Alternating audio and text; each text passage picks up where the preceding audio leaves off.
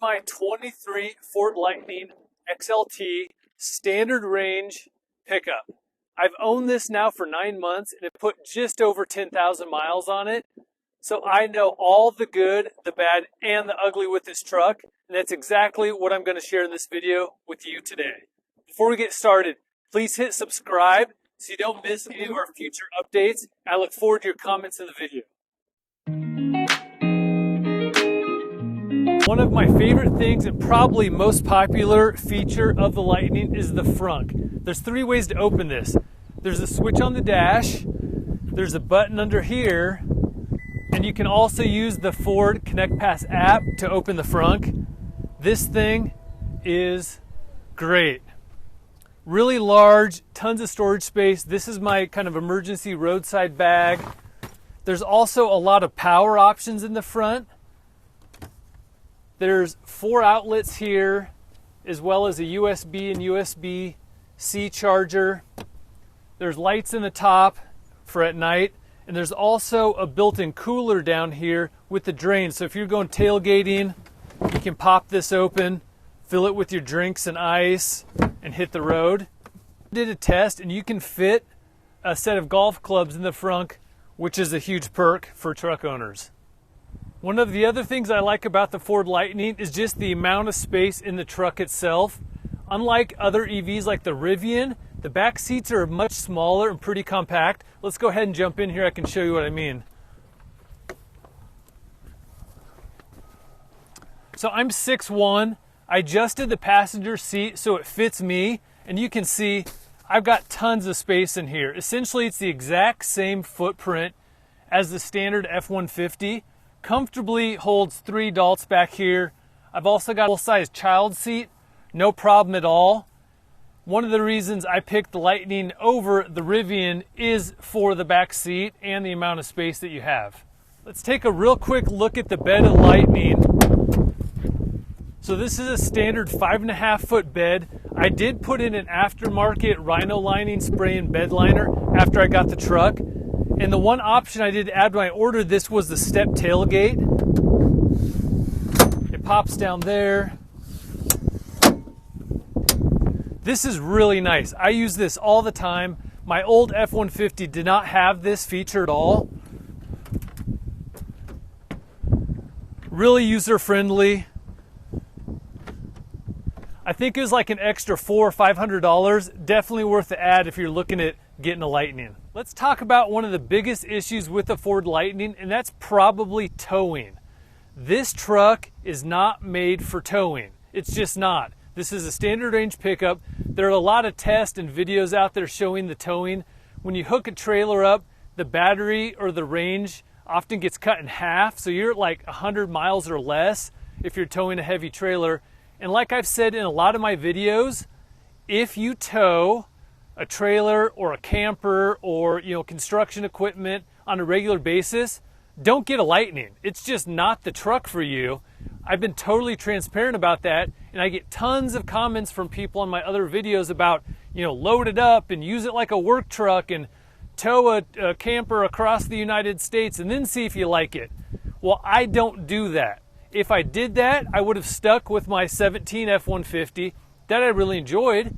You just have to understand the limitations, and it's not a fair comparison to compare the electric F-150 Lightning to a standard F-150.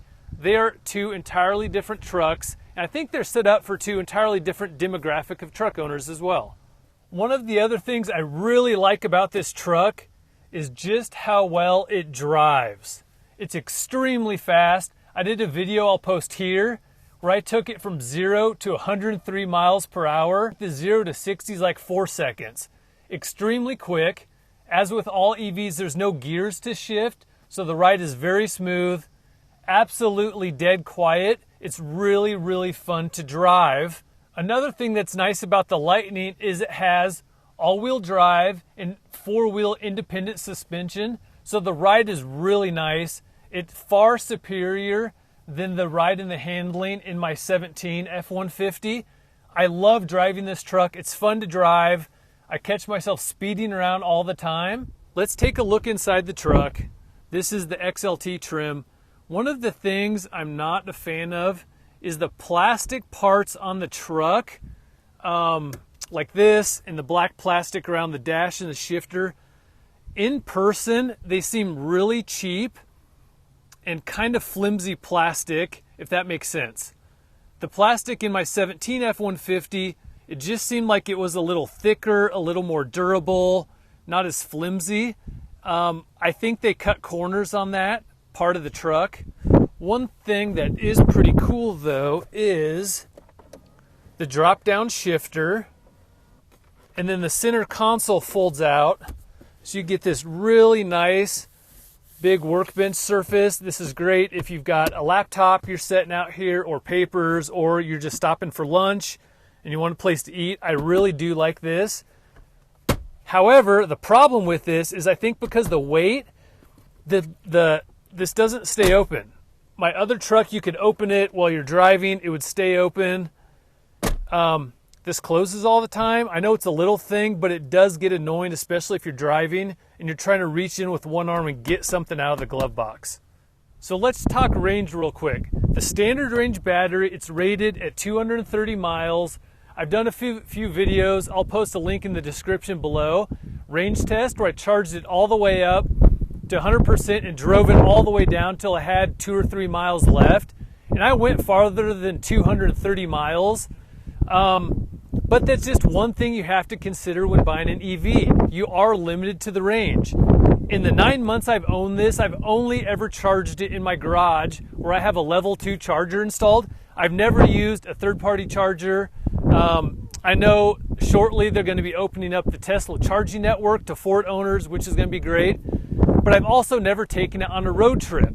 If we do go on a road trip, we take our family's other vehicle, which is a gas vehicle, and we just don't have to worry about it. It's not something I'm quite comfortable doing yet, but for around town, for day-to-day driving, 230 miles is far more than you need if you've got access to a charger at home like I do. So the range for me took some time getting used to. This was the first EV I've ever owned, but probably after the first month or 2 months, you stop worrying about it, the range anxiety goes away, and the benefit of not using gas to me for daily driving around town and the stuff I use this truck for far exceeds the 230 mile range limitation. So I think it's great. I don't have issues with it, but it's something to consider if you're thinking about buying an EV. So here's the big question. What do I think after owning this for 9 months and 10,000 miles? In my opinion, I love this truck. It is so much fun to drive. I love not having to stop at gas stations all the time. Another benefit is there's little to no maintenance. Keep the tires inflated, change the cabin air filter, windshield washer fluid, and that's it. My other truck, my 17 F-150 that I've referenced, was in the shop all the time. In my 9 months of ownership, I've had 0 issues with the truck. There's some technical glitches with the app connecting to the truck when I first bought it. Ford issued several over-the-air updates, and so far that has worked itself out. I haven't had any issues with it. So if I had to choose between a 23 F-150 gas-powered truck and a 23 Ford Lightning, I would choose the Lightning all day long. I absolutely love this truck. I would highly recommend it if it fits your lifestyle and you're aware of the limitations that come with owning an electric vehicle like this. We'll catch you on the next video.